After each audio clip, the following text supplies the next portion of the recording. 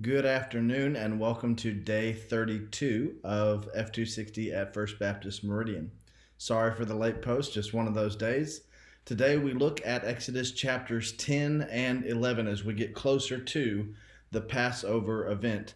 And not a very long post today because in some sense it's more of the same. You're seeing a continuation of the trends that we talked about yesterday. More and more of the people of Israel are allowed to be going out of town to pray and to offer sacrifice to God. Pharaoh and his officials are becoming more hardened to Moses and the people. But it's interesting, things are getting so bad in Egypt that at one point in chapter 10, Pharaoh's own officials plead with him, how long does this man have to be a nuisance to us? Can't you just let them go? All of Egypt is being devastated. Pharaoh realizes that things are far beyond his control. Nevertheless, rather than defaulting to God's power, he continues to double down on his pride. And this reaches a peak at the end of chapter 10 when Pharaoh says to Moses, "Never come before my eyes again. I don't ever want to see you again. That will be the day that you die." And so Pharaoh solidifies his position against what God has revealed to him.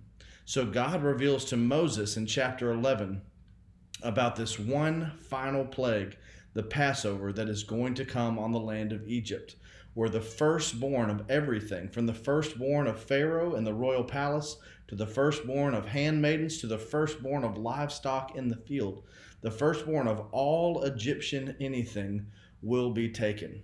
And here's what's so neat to me about that. In Exodus 4, right before Moses came before Pharaoh the first time, you have this scene in Exodus 24 through 26, where it looks like God is going to act against Moses' son Gershom, because Moses has not circumcised his own son.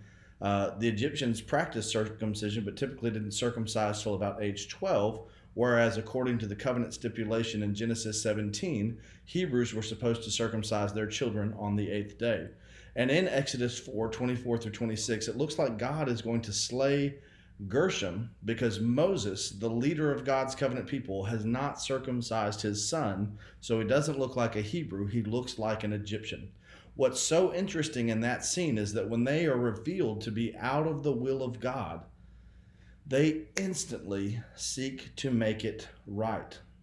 It's also interesting when you flip the pages back to chapters we read a few weeks ago, the story of Joseph. When Pharaoh in Joseph's day has these troubling dreams about the state of his kingdom and what's coming around the bend, and God reveals what the meaning of those dreams is, that Pharaoh acts immediately to make it right. This Pharaoh, the Pharaoh in the days of Moses, the Pharaoh who has enslaved God's people and is oppressing them and keeps making life harder, who makes threats against Moses, who says, "Who is Yahweh that I should hear or obey him?" This Pharaoh doubles down on his pride. And his pride will be costly not only for his own family, not only for his own son, but for the sons of so many of his people. And this lays a foundation for something we'll see later in Israel itself. As goes the king, so goes the kingdom. The leader of a people has a tremendous impact on the direction of a people, either to God or away from him. And we'll leave it at that for today. But keep reading, keep reflecting, and keep responding as we get further into Passover and the Exodus tomorrow. God bless you as you do so. See you then.